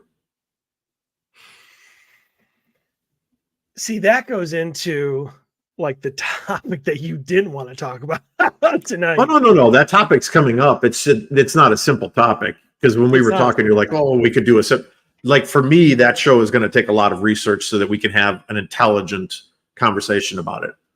That's the only reason I said no to that today. Gotcha. So, but that show's coming. So the thing about it is, and I read this on the thing that was sent to me that brought up the whole survey topic to begin with. Yeah. And to me, and this will be talked about during the show that we just mentioned, it'll be later, is people in religion are told not to believe in ghosts. And true. If there is such a thing, it's not a ghost, it's a demon trying to trick you. And what people are seeing is that the more, and what I read was they're attributing this to the rise in people believing in the paranormal and in ghosts and stuff like that, because the amount of people who attend church, any denomination, it's not just Catholic, it's not just Lutheran. No, it's across the board. Yeah, it's across the board are down because people just don't go to church anymore. And so as people don't go to church, and they're told not to believe in this stuff, or they're looked down upon, or they're called crazy, or they need to go pray to God because they believe this, or they need to go to confession because it's a sin, their belief goes up. And so atheists look at this, I think, from the perspective that of the claims. Look at all these people who are having these experiences. Maybe I've had these experiences, and they don't have that background voice in their head saying, I must be crazy because according to my religion, this doesn't exist. And so I think that when people step away from organized religion, and again, I want to stress this, not talking about faith. This is organized religion. Right. They have the openness to believe if they want to. And I think that that's why atheists have that higher number than religious people do. And again, we'll get into that obviously down the road, because that's an entire show as we talked about before. Yeah, that's probably going to be a 2-hour show, honestly, because that topic is. I mean, that topic is, you're going to have to really do some background in order to like establish what we're talking about in the first place. So we're going to have to talk about how different religions instill these thoughts and stuff into people, and then go into the show that we want to do as far as, what the differences and stuff. Yeah. Because otherwise we're just taking the assumption factor that everybody knows that Islam does this, and Hindu does this, and Buddhism does this, and Christian, and Roman Catholics do this, and we can't assume that on the show. That's why I said it's going to be a lot more research than an afternoon sitting in front of the computer. Yes. And speaking of afternoon sitting in front of the computer, that's the end of the show. It is the end of the show. Perfect segue. Exactly. All right. So we'll be back next week with another brand new episode. So stay tuned for that. Again, if you'd like to send in a paranormal story or question for Dave and I to answer during the mailbag, odysseyfilesradio@gmail.com, or just message us on social media, and we will answer that for you. But until then, stay healthy, stay safe. We want to see you back here next week.